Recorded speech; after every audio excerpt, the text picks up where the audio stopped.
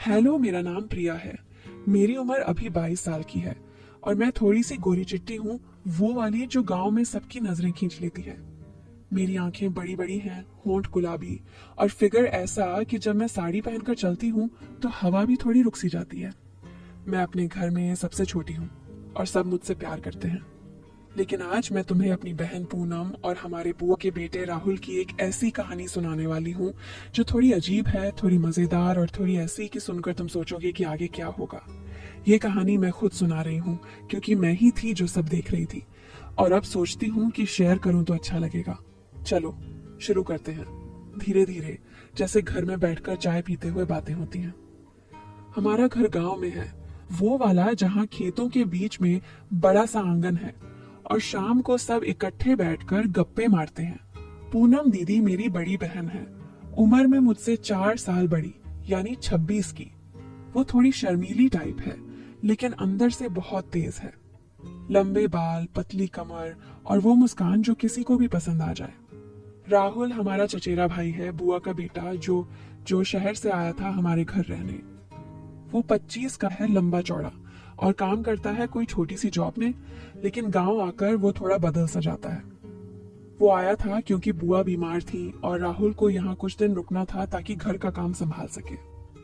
मैं सोचती थी कि राहुल भैया अच्छे हैं, लेकिन कभी कभी उनकी नजरें थोड़ी अलग लगती थी, जैसे कुछ छुपा हुआ हो। शुरू हुआ सब उस दिन जब राहुल आया। मैं किचन में थी, चाय बना रही थी और पूनम दीदी बाहर आंगन में झाड़ू लगा रही थी। राहुल का बैग लेकर वो अंदर आया और सीधा पूनम दीदी से मिला। दीदी कैसे हो, वो बोला, और पूनम दीदी ने मुस्कुराकर कहा, अरे राहुल, आ गया तू। ठीक हूँ, तू बैठ, मैं पानी लाती हूँ। मैं अंदर से देख रही थी। राहुल की नजरें पूनम दीदी की कमर पर थोड़ी रुक गईं, जैसे वो झाड़ू लगाते हुए हिल रही थी। मैंने सोचा भाई बहन की बात है, लेकिन थोड़ा मजा सा लगा। शाम को हम सब बैठे, अम्मा ने खाना बनाया और राहुल ने बताया कि वो यहाँ कुछ दिन रुकेगा, खेतों में मदद करेगा। पूनम दीदी ने कहा, अच्छा है तू आ गया, घर में मर्द की जरूरत थी कुछ कामों के लिए। ये सुनकर राहुल हंस दिया और बोला, हाँ दीदी, जो भी काम हो मैं संभाल लूंगा, बस बस तुम कहो तो। मैंने नोटिस किया उसकी आवाज में थोड़ा डबल मतलब था, जैसे काम का मतलब कुछ और हो। लेकिन पूनम दीदी ने सामान्य लिया और हम खाना खाकर सो गए। अगले दिन सुबह उठी तो देखा राहुल खेतों की तरफ जा रहा था और पूनम दीदी उसे चाय दे रही थी। राहुल, ये ले गर्म गर्म, दीदी बोली, और राहुल ने चाय लेते हुए दीदी के हाथ को थोड़ा छुआ। वाह दीदी, तुम्हारी चाय तो बहुत मीठी है, जैसे तुम खुद हो, वो बोला। पूनम दीदी शर्मा गई और बोली, चल हट, ऐसे मत बोल। लेकिन मैं देख रही थी राहुल की आंखों में चमक थी, जैसे वो सोच रहा हो कि आगे कुछ और हो सकता है। मैंने दीदी से पूछा, दीदी, राहुल भैया कितने दिन रहेंगे?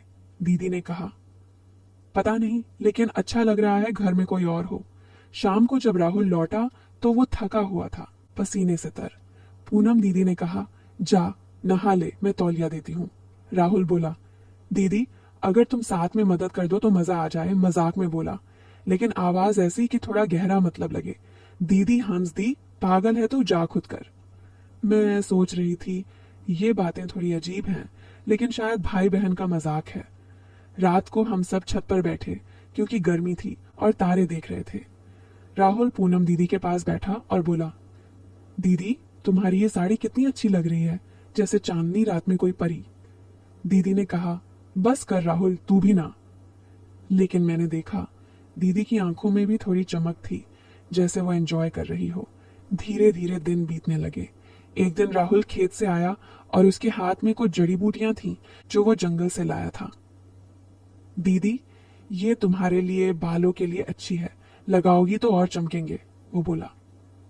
पूनम दीदी ने लिया और बोली, अच्छा, कैसे लगाऊं? राहुल बोला, मैं दिखा दूं, बस थोड़ा मालिश करनी है।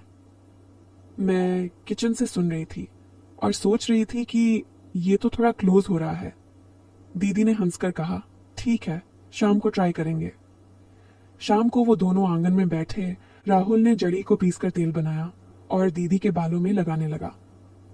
दीदी, तुम्हारे बाल कितने मुलायम हैं, छूने में मजा आ रहा है, राहुल बोला। दीदी ने कहा, बस कर, ज्यादा मत छू। लेकिन वो बैठी रही और राहुल की उंगलियां दीदी के कंधों तक पहुंच गईं, जैसे मालिश कर रहा हो। मैं दूर से देख रही थी, दिल में थोड़ा सस्पेंस था कि आगे क्या होगा। रात को दीदी मुझसे बोली, प्रिया, राहुल अच्छा लड़का है ना? मैंने कहा, हाँ दीदी, लेकिन थोड़ा ज्यादा क्लोज है। दीदी हंस दी, अरे भाई है। फिर एक शाम हम घर में कुछ पुरानी चीजें निकाल रहे थे अलमारी से। राहुल मदद कर रहा था और पूनम दीदी ऊपर चढ़कर सामान निकाल रही थी। राहुल नीचे से पकड़ रहा था और अचानक दीदी का पैर फिसला। राहुल ने उसे पकड़ा कमर से और बोला, संभलो दीदी, गिर जाती तो क्या होता? दीदी शर्मा गई क्योंकि राहुल का हाथ थोड़ा टाइट था। छोड़ राहुल, दीदी बोली, लेकिन आवाज में थोड़ी नरमी थी। वो नीचे उतरी, वरना राहुल बोला, दीदी तुम्हारी कमर कितनी पतली है, पकड़ने में अच्छा लगा। दीदी ने चुपके से मुस्कुराया और बोली, तू भी ना ऐसे मत बोल। मैं सोच रही थी कुछ होने वाला है, लेकिन अभी नहीं। अगले दिन राहुल ने दीदी को एक गिफ्ट दिया, एक छोटी सी चेन। ये तुम्हारे लिए, पहनो तो और सुंदर लगोगी। दीदी ने पहनी और राहुल ने गले में लगाते हुए छुआ। वाह दीदी, अब तो तुम किसी राजकुमारी जैसी लग रही हो। दीदी की सांस थोड़ी तेज हो गई, जैसे एक्साइटमेंट हो।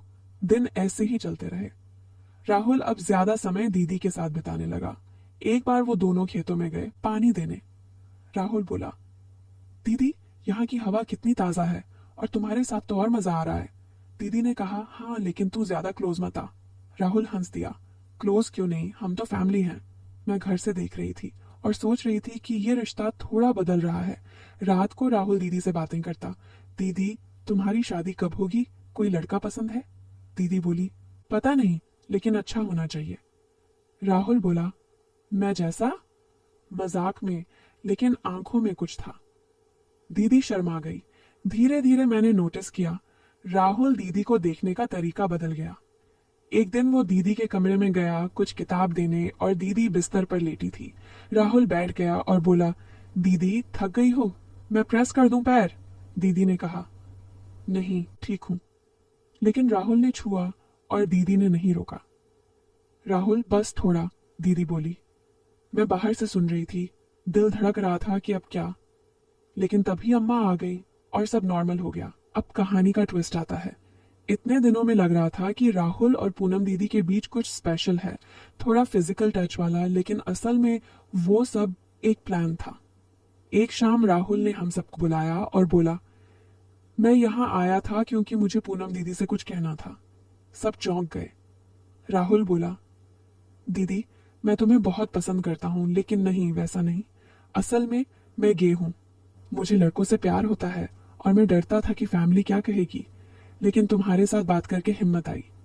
मैं यहाँ आया था खुद को समझने, और तुमने मुझे सपोर्ट किया बिना जाने।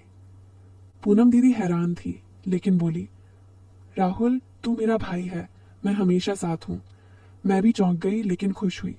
वो सब बातें, वो टच, वो मजाक, सब इसलिए क्योंकि राहुल खुद को एक्सप्रेस कर रहा था, लेकिन गलत तरीके से। असल में कुछ फिजिकल नहीं था, बस एक भाई का अपनी बहन से कन्फेशन। अब राहुल खुश है, वो शहर वापस गया, लेकिन अब ओपन है। पूनम दीदी ने कहा, प्रिया जिंदगी में ट्विस्ट होते हैं, और मैं सोचती हूँ ये कहानी अच्छी है क्योंकि इसमें प्यार है, लेकिन सच्चा वाला, फैमिली का। कुछ लोग सोचते रह गए कि कुछ होगा, लेकिन एंड में सब अच्छा निकला। राहुल अब अपने पार्टनर के साथ है और हम सब खुश हैं। ये कहानी सिखाती है कि बातें हमेशा वैसी नहीं होती जैसी लगती हैं।